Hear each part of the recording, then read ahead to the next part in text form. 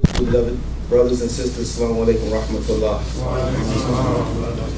We thank Almighty Allah subhanahu wa ta'ala for this day of Jummah. We thank Allah subhanahu wa ta'ala for the honors to fast the month of Ramadan. We thank Allah subhanahu wa ta'ala for giving us Iman, and we thank Allah subhanahu wa ta'ala for giving us the greatest gift, which is life. Because without life, all the tenets of Islam would not be allowed to come in. Life is that criteria that allows us to go to Jannah. When Allah subhanahu wa ta'ala, He commands us to fast, He commands us to come to Jummah, He's given a commandment to those who are living. When Allah subhanahu wa ta'ala commands us to fast in the month of Ramadan, He's addressing those who are living, who are given life. In regards to Iman, Iman was that when we were in the world of souls, Alam Arwah, we all bore witness to Allah subhanahu wa ta'ala. We all said that Bala, we all agreed that Allah subhanahu wa ta'ala was our Rabb. But that Iman in that world will not carry us to Jannah. Allah subhanahu wa ta'ala, He wants us to have Iman in this life. So now we see the value and the importance of having life. And in life, Allah subhanahu wa ta'ala, He does things in proportion. He does things in stages to degrees. He manifests things, He brings it, He nourishes it. And this is His sunnah, this is His way of doing things. During the month of Ramadan, we were allowed to fast, and we were able to receive these rewards, these sweet rewards of fasting and the good feeling that you get. But Allah, He saved the majority of the reward of fasting for the hereafter, for the day of Qiyamah. Allah subhanahu wa ta'ala, He is our creator, Al-Khaliq, and everything else is makhluq. So you have Allah, who is the creator, and everything else is a creation of Allah subhanahu wa ta'ala. So Allah subhanahu wa ta'ala, He has a way in which He does things, right? Allah subhanahu wa ta'ala tells us in Surah Baqarah, "O you who believe, we have prescribed for you fasting just like those before you, so that you don't feel as if we're alienating you. Fasting was prescribed to the people before you as well. And we prescribed fasting for you, perhaps that you will gain taqwa." Imam Jalaluddin Suyuti, rahimahullah, he gives tafsir on the word la'ala, which Allah uses in the Quran, la'ala muttaqin, perhaps you will become of the muttaqin, perhaps you will gain piety. He says that this word, in the grammatical sense that it's used to mean perhaps, but when Allah uses it, He says that it means definitely, no doubt, there's certainty. So when you reread it, now you understand that, oh, you believe fasting has been prescribed for you like those before you, for certain you will gain taqwa. For sure you will gain taqwa. No doubt you will gain taqwa. So we see the purpose now of fasting during the month of Ramadan is to gain taqwa. Anwar Shah Kashmiri, rahimahullah, he's a great mufassirin, he's a great alim. He states, he's giving tafsir on what Imam Suyuti is saying. He's saying that it could carry the meaning of possible. It could carry the meaning of definite as well. He's saying it can carry both the meanings, possible and definite. So he says that it's not contradicting what Imam Suyuti is saying. He's saying that you have, on one hand, Imam Suyuti saying that it carries the meaning of definitely we will gain taqwa, but he says at the same time, it could carry the meaning of possible. In other words, he's joining the two. It's possible that we didn't have our fast accepted. There's a possibility that our approach to Ramadan was incorrect.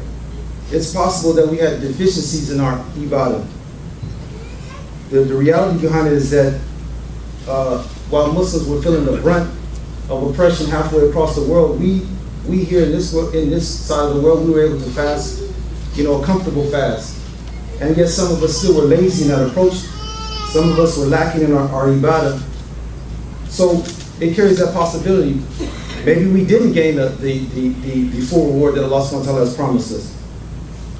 So we have to understand that our deeds is something that we shouldn't brag or boast about, because in reality, what deeds do we have? We don't know if our deeds will be accepted.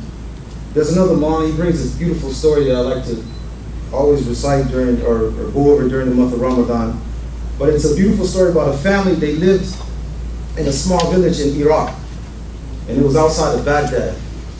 So it was their desire, it was their wish. They wanted to bring something to the king, right? So the king, he lived in Baghdad. So they wanted to bring him something that he didn't have. So within their village, they had this spring. And in the spring, they had this sweet water, which was cold.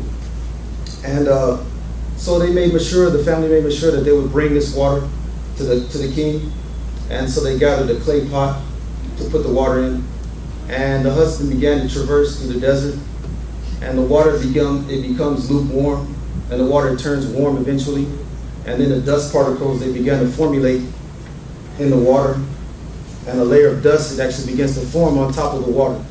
So by the time the villager reaches the king, the water in fact is something that you can't drink. So the king, he looks at the water and he says, fill the pot with gold. Fill that water pot vessel with gold. Why? Because he looked at the man in his simplicity, he looked at him in his sincerity, and he looked at him in the love in which he brought the water. And it's like that when we present our deeds to Allah subhanahu wa ta'ala, our salat, our fasting, our recitation of Quran. Indeed, our ibadah is lacking. However, when we bring ikhlas, when we bring it to sincerity to Allah subhanahu wa ta'ala, the King of all kings, then He'll accept it. He'll accept it in this life and He'll accept it in the hereafter.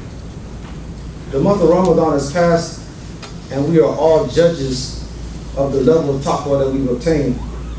Mufti Taqi Usmani, rahimahullah, he gives an explanation on what taqwa and khawf are. He says that they're both similar, but there's slight differences between taqwa and khawf. He says that khawf is actually to just straight, to fear Allah subhanahu wa ta'ala in His grandeur and His majesty. And he says that taqwa is that you, or someone who is a muttaqi, is someone who actually refrains from doing sin. And he's refraining, or she's refraining from doing sin because of taqwa, because he has that fear. So it's important that we develop taqwa, God consciousness. And this is a great, great gift, a great, great ni'mah from Allah subhanahu wa ta'ala to have taqwa. Rasulullah sallallahu alayhi wa sallam, he said that taqwa, he said that iman, it lies between hope and fear. Baina khawf wa raja. That we don't have too much, that we don't have a lack of fear of Allah subhanahu wa ta'ala that isn't sufficient enough to drive us away from committing sin. And my Ustad, he always tells me that if the knowledge you acquire, if it doesn't prevent you from committing sin, then how do you expect it to prevent you from the fire? How do you expect the knowledge you obtain to prevent you from going to the fire if you can't even use it to protect you from sin? So you have to have a healthy amount of fear of Allah subhanahu wa ta'ala, a healthy amount of taqwa. It's a balance. At the same time, you have a hope in Allah subhanahu wa ta'ala, but you don't have so much hope that Allah is Kareem, that I'm going to keep committing sins, that He's going to forgive me, and then we don't make tawbah, we put all our hope in Allah subhanahu wa ta'ala. So taqwa is something that actually pricks at the conscience. It stirs in the heart. It's a big quality in the sight of Allah subhanahu wa ta'ala. Allah, He doesn't look at anything else, but He looks at our taqwa. A person who tries to elevate himself, and Allah pushes him down. And when a person pushes himself down, when he humbles himself, then Allah, He elevates him. So we have to understand, before we die, we should try to reach this level of taqwa that the muttaqeen have. There's a group of people that have taqwa, Allah calls them the muttaqeen. And then attached with being a muttaqeen, Allah says that these are the people who He calls His friends. They have a VIP status with Allah subhanahu wa ta'ala to be a muttaqeen. Allah says in Surah An-Nifal, Ayah 31, the friends of Allah are those God-fearing people, those who have taqwa, the muttaqeen. Those are the friends of Allah subhanahu wa ta'ala. Then He continues, He says that, but most of them, they don't even know it. They're unaware of themselves being muttaqeen. So they're not bragging about their position with Allah because they're not even knowing. It's something that Allah knows. They're unaware of it. Allah, He continues in Surah Talaq, verse 1, whosoever has that taqwa of Allah, that God conscious of Allah subhanahu wa ta'ala, then Allah, He will make a way out for him. He will make a way out. He will make a way out of our poverty, out of our depression. out of our debt, out of our dead-end jobs or dead-end relationships. Allah says He'll make a way out for us if we just have taqwa. Allah is the one who created the problem. He's the one sending the problems. Allah is the only one that can solve the problems. When we go to everyone else, Allah is the only one that can solve those problems. Allah says then, He continues, He says then, I will provide for this person from means, from a place which he can't even conceive. Allah says in Surah Al-Raf in verse 96, that if the people would have believed, that they would just believe and have taqwa, we would have opened up the heavens, we would open up the skies and poured blessings upon blessings if they would just bring belief. So I hope and I pray that we gain levels of taqwa this Ramadan. I hope that we gain that. I hope and I pray that the beautiful vessel that we poured all of our ibadah into this month, that we don't poke a hole in the bottom of it and allow those blessings to leak out. We poke holes in the bottom of these beautiful vessels by backbiting, by falling into our same old bad habits, and this in turn waste the good deeds that we acquired. I hope we don't do that with our with those good ibadahs that we acquired during this month. And because in reality we've already demonstrated to Allah subhanahu wa ta'ala, we've demonstrated to ourselves that we have the ability to step on our nuts. That was what this month was about. We have the ability to do it. We did it for a month, so we can do it, inshallah. So I hope and I pray Allah subhanahu wa ta'ala guides us and protects us. Wa akhiru da'wana alhamdulillahi rabbil alamin.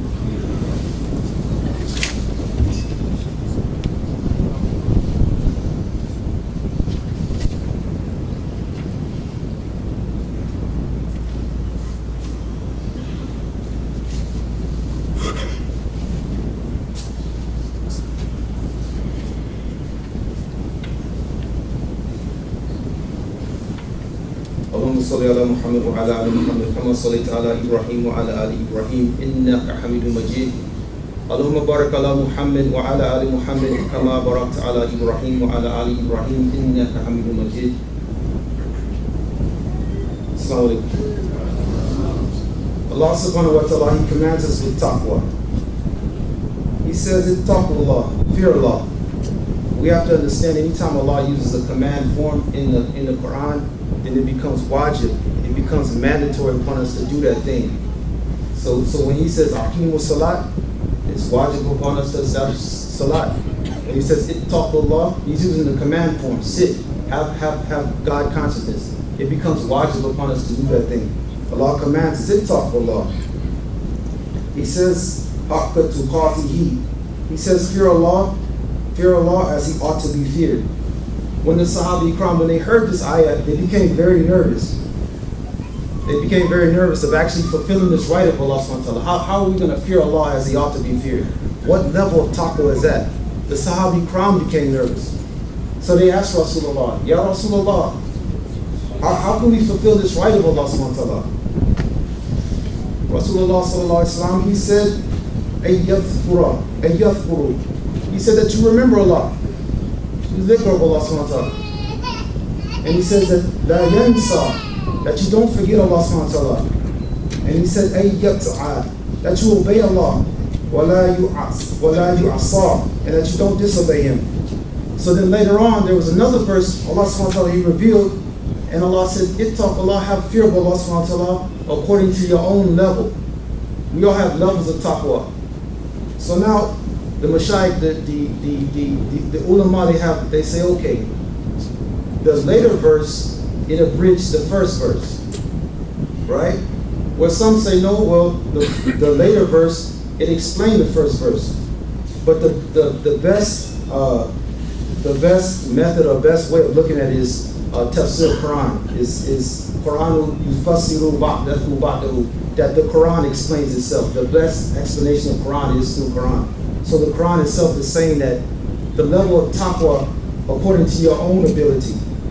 So Allah He further says that do not die except in the state of Islam. The month of Ramadan has passed. However, we have to continue our obedience to Allah until death. We have to bring istiqamah, which is continuity. We have to bring a consistency upon what we brought in this month, and not just restrict it to the month of Ramadan. Quick story in conclusion.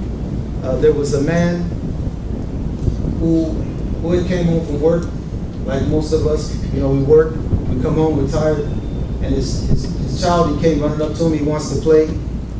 The father said, I don't have time, I'm tired, please let me just rest for 5 minutes.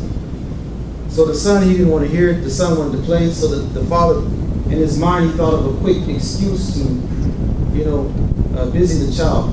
So he saw a newspaper on the counter, and it had a picture of the world. So he takes it and he rips it up and he gives it to his son. He says, we're going to play a game. I want you to put this puzzle back together. When you put it back together, then we can play. So the son takes it and he runs upstairs. The father, he sits back in his seat. He grabs something to drink, and sure enough, the son comes running back down the stairs. The map is put perfectly together. The father is amazed. How did you do this? How did this happen so fast? The son says, take the piece of paper and turn it over. On the other side of the paper is a picture of a man's face. The son said, all I did was put the man's face back together. So we have to understand that if we want to change the world, we have to fix ourselves. When you fix the man, you fix yourselves. There's problems going on all over the world, but when we change ourselves, then we will change the condition of the world. That's how you change the world. You change yourself, you change the condition of yourself, and then you will begin to change how the world is. May Allah give us the tawfiq and the strength and the courage to want to change ourselves. I hope and I pray that we preserve the taqwa we've obtained during this month of Ramadan.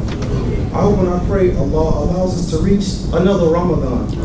I hope and I pray Allah gives us understanding of the value of our lives, the value of the Ummah, the value of our Rasul, the value of our Deen, the value of our book, the value Allah has placed in dealing with each other with compassion, the value in moving forward as one Ummah.